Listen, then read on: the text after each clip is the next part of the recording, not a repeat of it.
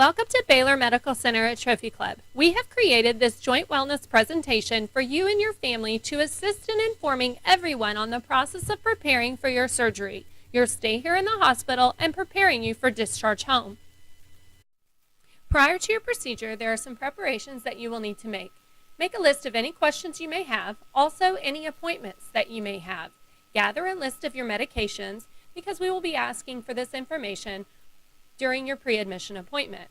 Also, be sure to gather any of your physician's phone numbers, especially your primary care physician, and any other physicians you see on a regular basis. For example, your cardiologist or your pain management physician. Finally, begin thinking about what your plans are once you discharge home from the hospital. The case manager will be meeting with you throughout your stay to assist you and your family with your discharge needs. It is important to start exercises prior to your procedure to make your recovery easy.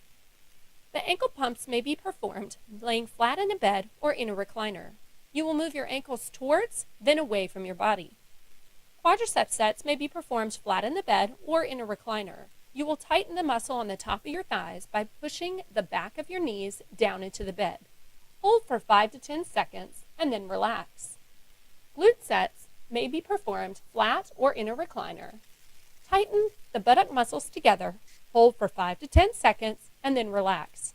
Chair push-ups can be done in any chair with armrests. Place your hands on the armrests, push your body up by straightening out your arms, and then sit back down. Perform each of these exercises 15 to 20 times, 3 times a day. We encourage you to have a joint coach. A joint coach could be a family member or a friend who will be with you throughout your recovery. We encourage you to invite your joint coach to the hospital throughout your stay. They can also be there to assist with transitioning home and with your therapy sessions. Please arrange for someone to be with you for at least the first few days after discharge. You're going to need the help. You will be sent home with a walker, and you will not be able to carry items like food or drinks while walking with your walker. A joint coach can also assist with any activities of daily living, like obtaining your food, drinks, and basic necessities.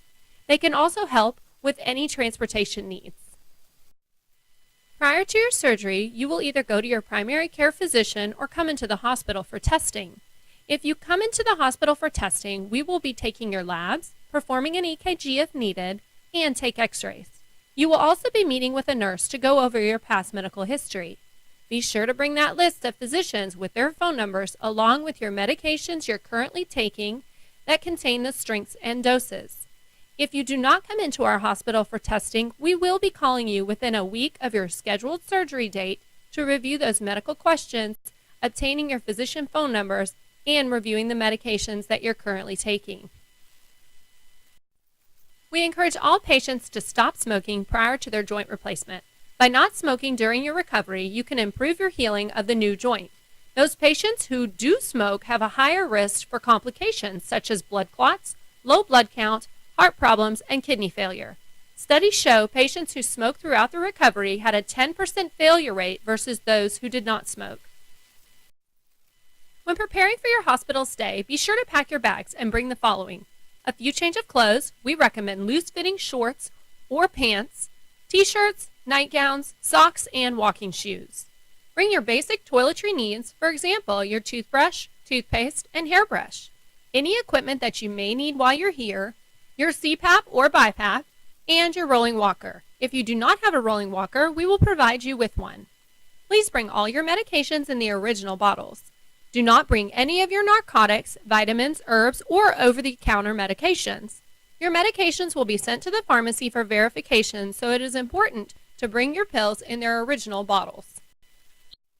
We encourage you to set up a recovery station on the ground floor of your home. This recovery station should contain items such as reading materials, your phone, any electronics you may want, access to a charging station, and a TV remote. It is also a good idea for you to have extra pillows close by. Preparing some meals in advance will allow for easy access to food once you've discharged home. You will not be able to cook for yourself over the next few weeks. Be sure to measure the height of your bed and bring that number with you to the hospital. Therapy will work with you in the hospital with your bed at this height to simulate the bed transfers once you are home. Be sure to have a firm chair with armrests that does not roll. You will also need help for the first few days once you discharge home. so be prepared to have someone with you for the first couple of days. Be sure to remove all loose rugs, cords, and clutter from pathways to allow you to walk freely with your rolling walker once you return home. When there is too much clutter, a walker may not be able to fit through, and it can cause you to fall. Be sure to keep all items off the floor and pathways clear for your walker to fit. Prior to your return home, have a loved one go in to secure your pets. Most pets get excited to see their owner and may accidentally cause you to fall. Having someone secure the pets prior to you entering the home will allow for a safe transition into the home. Once you are seated, the pets can come out to see you. The night before your surgery, be sure to pack the car with your overnight bag and shower with Hibiclens. Hibiclens is an antibacterial soap that you will need to use every day for 3 days leading up to your surgery on your surgical limb. This soap can be obtained at your local pharmacy if you have not received it from your physician's office or the hospital. Be sure also to stop eating and drinking before midnight or the specific time your anesthesiologist stated. The day has come. It's time for your surgery. Remember, you are not allowed to swallow any water, even while brushing your teeth in the morning, unless you were directed by your physician to take a specific medication. Be sure to check your blood sugar in the morning if you're diabetic. We will also be checking your blood sugar once you arrive here in the hospital. Ensure that you have your medications in the original bottles and that you have all of your equipment and personal items. Encourage your family members to bring a sweater or jacket as they may get cold while waiting for you. Be sure to arrive at the hospital on time. You will check in with the receptionist with your photo ID and insurance card. Bring in your medications and your CPAP or BiPAP at this time. Your other personal belongings and walker can be brought in later to your room by a family member. Remember, do not bring in any narcotics, vitamins, herbs, or over-the-counter medications. Your family will receive an information card with a specific locator ID number on it. We have tracking boards throughout the hospitals located in the waiting rooms so your family member can track your progress as you transition from surgery to recovery. Your family will also be introduced to a patient advocate. The patient advocate will be available to update your family on your status. And remember, please do not bring any valuables into the hospital. You will receive some forms during admissions. 2 forms pertain to your current functional status prior to surgery, and the other form is our patient goal form. It is very important to us here at Baylor Medical Center at Trophy Club to know what your goal is for having this surgery and how we can provide excellent care for you throughout your stay here. Please take the time to fill out these forms and your pre-op nurse will collect them from you. Once the pre-op nurse is ready for you, they will call you back. They will be checking your armband, giving you items to change into, and a physical assessment will be performed. Your surgical site will be identified and prepped for surgery. Your IV will start here. We do have access to vein finders and numbing medications to make the start of your IV as painless as possible. You may have blood work drawn at this time, and an antibiotic will be started to reduce the risk of infection. You will get a chance to meet with your physician one last time before surgery and meet your anesthesiologist at this time. Up to 2 family members may also wait with you in the pre-op area if you wish until it is time for surgery. Many individuals carry germs in their nose. If these germs make it from your nose to your incision site, it could cause an infection. As a way to prevent this from occurring, we use Nosin prior to surgery in pre-op and have you continue to apply every 8 hours for the next 5 to 7 days. Nosin is a nasal antiseptic made from alcohol and essential oils. It's like a hand sanitizer for your nose.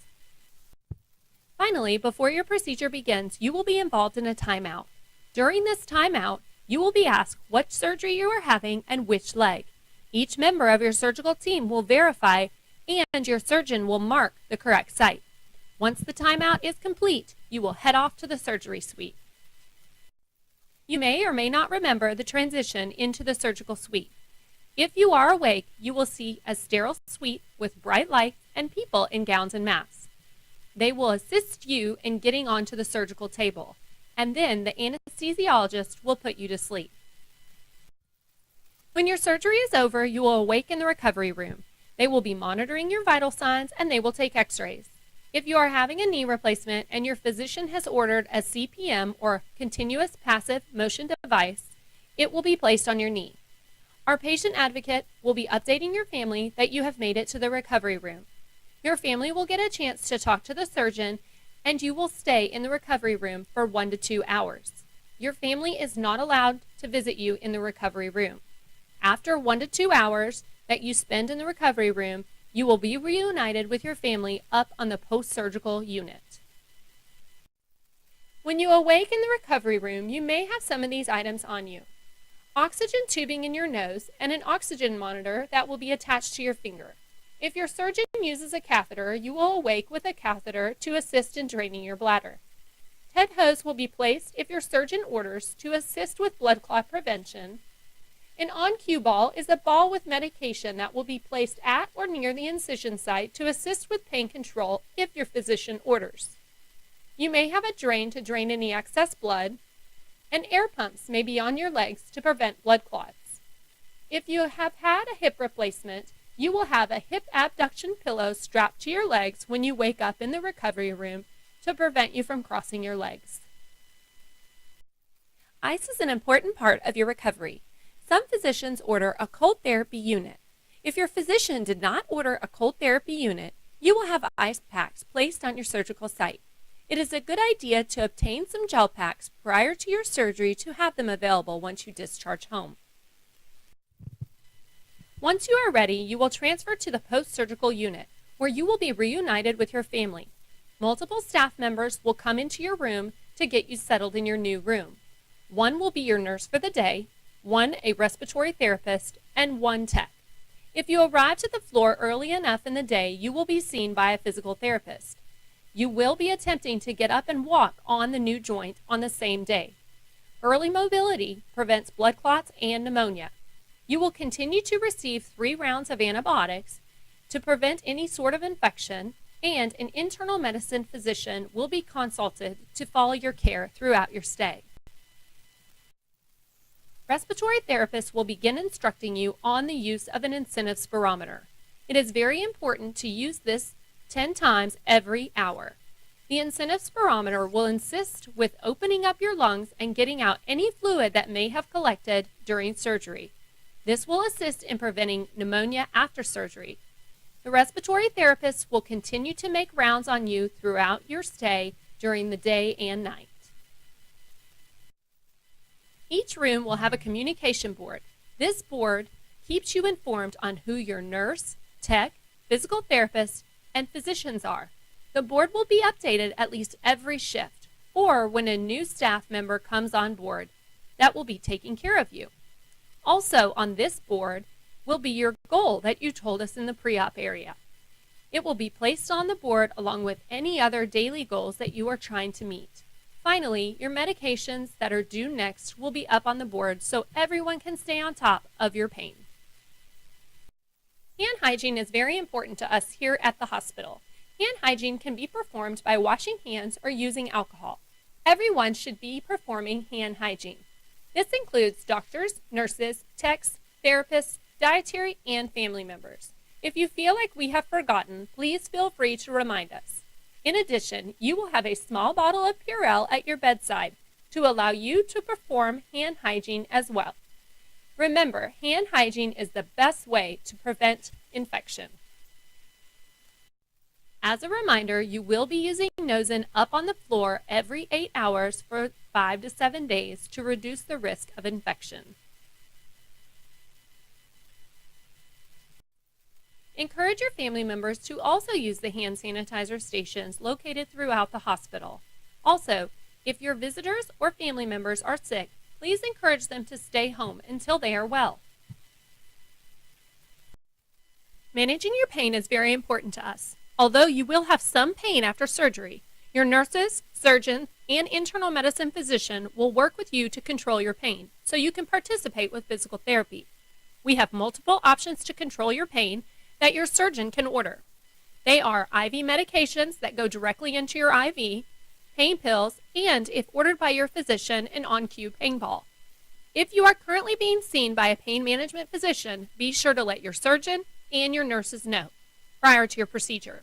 Some disadvantages to pain medication include drowsiness, confusion, nausea, constipation, and itching. Your nurse and internal medicine physician will work together to curb some of those side effects. We want your pain to be controlled after your joint replacement. Please do not wait until your pain gets up to a 7 or 8 before taking pain medication. When your pain gets out of control, it will be very difficult to bring your pain level back down. Sometimes it's difficult to give a number to your pain. Please refer to the faces on this slide as an example on how to classify your pain. A good pain level after surgery would be around a 2 to a 4. Be sure to take your pain medicine prior to physical therapy treatments. Your physical therapist will be working closely with your nurse to coordinate your pain medication so you will be able to tolerate physical therapy. Surgery and medication can cause constipation, so it is essential that you drink a lot of water during your recovery in the hospital and also once you discharge home. Initially, you may notice a decrease in your appetite. As you continue to heal, your appetite will come back. Be sure to make healthy choices when eating and eat more protein, fruits, and vegetables to promote healthy healing after your surgery. Your safety is very important to us. We will be frequently asking you your name and date of birth to confirm that we have the correct patient every time. Your hospital ID man will be scanned when you receive medication to ensure we have the correct medication for the correct patient every time. We will be using hand hygiene throughout your stay to reduce your risk of infection, and we encourage you to do the same. Anytime that you get up and move around, a staff member will need to be with you. Staff will be placing a gait belt around your waist every time to reduce the risk for a fall. There will be a fall risk sign located above your bed and also outside your door to notify staff that you are a fall risk. Also outside the door will be a mobility status card that will notify staff if you need 1 or 2 people to help you get up. Fall prevention is very important to us, and we do not want you to fall. You will have multiple lines and attachments that you are not used to. Plus, you will be taking medications that you normally do not take on a regular occasion. For those reasons, we request that you do not get yourself up or have family members help you without staff members being present. Surgery may cause blood to slow and clot in your veins, causing a deep vein thrombosis, or DVT. Some signs and symptoms of a DVT in the legs are swelling in the thigh, calf, or ankle that does not go down with elevation, and pain or tenderness in the calf. We do many things here to prevent blood clots or DVTs from occurring. We encourage you to perform ankle pumps anytime while you are awake, and you will be getting up and walking frequently. Also, while you are in the hospital, you will begin blood thinners, and your physician will be also sending you home with some blood thinners for you to continue for a specific amount of days. Sequential compression devices, or SCDs, will be placed on your legs. SCDs are leg pumps placed on your calves that inflate and deflate. You will be wearing these anytime that you are in bed to help prevent blood clots. As mentioned before, you will go home on a blood thinner to prevent DVTs after surgery. Your surgeon will choose one of the following options: Lovenox, which is an injectable medication, Xarelto, which is an oral medication, or aspirin, which is also an oral medication. Some signs of an infection are increased swelling, tenderness, warmth, and redness at the incision site, a change in color, amount of drainage, or odor of drainage, increased pain at the surgical site, and a fever greater than 101.5 degrees. If you have any of these symptoms, please be sure to contact your physician. A sign of infection typically does not show up while you're in the hospital. When your surgeon or nurse changes your dressing for the first time, we encourage you to take a picture of the incision so you have a baseline image. Then, if weeks down the road you begin to display these symptoms, you will have an image to reflect back upon to show your physician. As mentioned before, you will be evaluated by a physical therapist on the day of your surgery. During the evaluation, we will develop a treatment plan that is specific to your needs. We will set goals for discharge and communicate our findings with your physicians. Your safety and fall prevention is very important to us. Depending on the type of nerve block you've received prior to your joint replacement, you may need to wear an immobilizer for the first day or two. The block your anesthesiologist gave you may be blocking the sensation and strengthen the muscles on the top part of your thigh. If your physical therapist determines that you are not stable enough to walk without an immobilizer, they will place one on your leg and place a pink must-wear immobilizer sign at the foot of your bed and at the head of your bed. This sign will remind you and our staff that you must have an immobilizer on any time that you are up and walking around. With each physical therapy treatment, the therapist will be assessing the strength and sensation in the leg, and once the sensation returns and the strength comes back, you will no longer be required to wear the immobilizer, and the signs will be removed. Physical therapy has specific goals they would like you to meet prior to your discharge home. They would like you to get in and out of the bed independently or with minimal help, transfers in and out of a chair independently, walking at least 150 feet with a rolling walker, performing your home exercise program independently or with some assistance, and if needed, we do have stairs that we would like you to manage prior to safely discharging home. Physical therapy will be working with you twice a day and will perform activities with you to enable you to meet those goals and prepare you for discharge home. Your physical therapist will be working on breaking any bad habits that you may have picked up while walking. Your physical therapist will also be training you on how to walk correctly with your rolling walker. Physical therapy will work on your bed, chair, and toilet transfers to ensure that you are performing these transfers correctly. Your therapist will also perform exercises with you throughout each treatment. You will be placed in a recliner chair for a few hours to work on straightening out your knee to strive for 0 degrees extension. Your walker will be fitted for you prior to your discharge, so be sure to bring your walker if you already have one. There may be some unexpected pain after joint surgery. For knee replacements, you may have pain behind the knee caused by your hamstrings. If you have any slight bend in your knee prior to surgery caused by arthritis, your hamstring tendons were unable to get fully straight.